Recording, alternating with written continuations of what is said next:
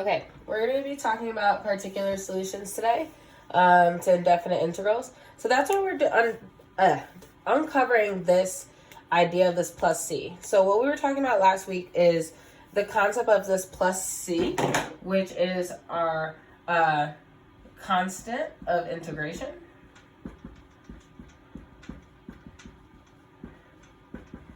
And what this tells me is that my answer actually is multiple different answers. So it could be, this C could be anything, right? So it could be anything.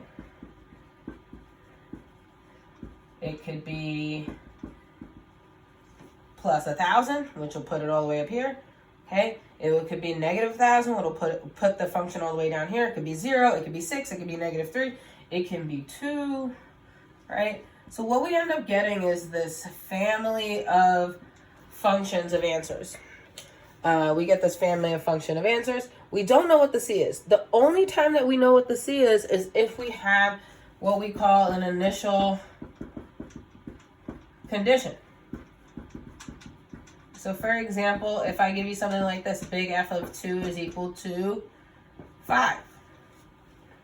I know where the original function is at time 2 or 0.2 x equals 2. So that means when I have my indefinite integral, which is this big F of x, I can plug in and solve for that c. So for example, if this was my initial condition and this was my integral, the integral of x dx, I'm using the simple integration rule.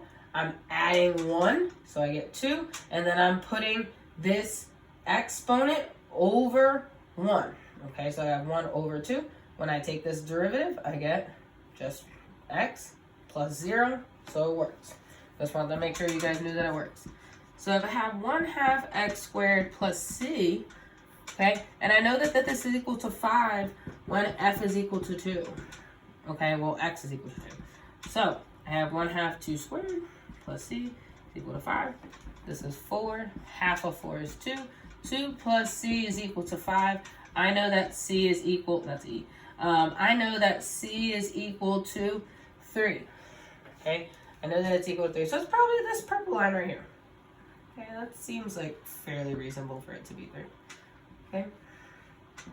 Now this is really important because quite literally we can use this type of information to pinpoint trajectories when we know their speeds. So for example, if a plane is flying and I know how fast it's flying and I know where it is at one point in time, I can tell you where it is going to be at all points in time because now I have a function. Now I have an answer, right? So I know that this function is equal to this. I don't have to conceptually think about, oh, this could be a variety of different answers. We know what the answer is now. All because we have an initial condition.